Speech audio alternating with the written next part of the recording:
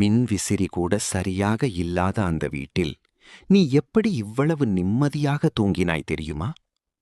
இன்று நமக்கு குளிர்சாதன அறை இருக்கிறது, மென்மையான படுக்கை இருக்கிறது, எல்லா வசதிகளும் இருக்கின்றன. ஆனால் அமைதியான தூக்கம் மட்டும் இல்லை. ஒரு நிமிடம் நினைத்து பாருங்கள். அந்த கிராமத்து பழைய வீடு, மண் தரை, பனையோலை விசிறியின் மெதுவான சத்தம், ஜன்னல் வழியாக வீசும் குளிர்ந்த காற்று, வெளியில் கேட்கும் இரவு பூச்சிகளின் ஓசை.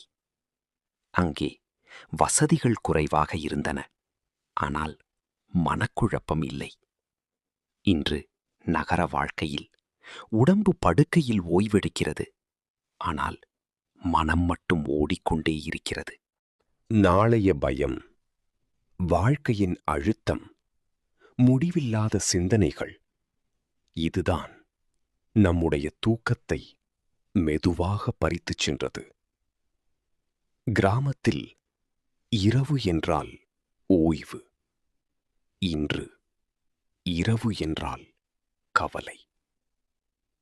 அதனால்தான் அந்த சாதாரண வீட்டில் தரையில் படுத்த சில நிமிடங்களிலேயே ஆழ்ந்த தூக்கம் வந்தது. ஏனென்றால் அங்கே நீ வாழ்க்கையுடன் அமைதியாக இருந்தாய். இன்று நாம் வாழ்க்கையை துரத்திக் கொண்டே இருக்கிறோம். நகர வாழ்க்கை நமக்கு எல்லா வசதிகளையும் கொடுத்துவிட்டது. ஆனால் மன நிம்மதியை மட்டும் மெதுவாக எடுத்துச் சென்று விட்டது.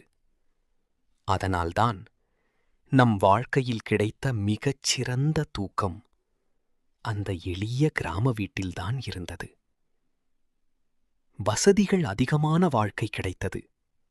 ஆனால் அமைதியான மனம் மட்டும் தொலைந்து போய்விட்டது.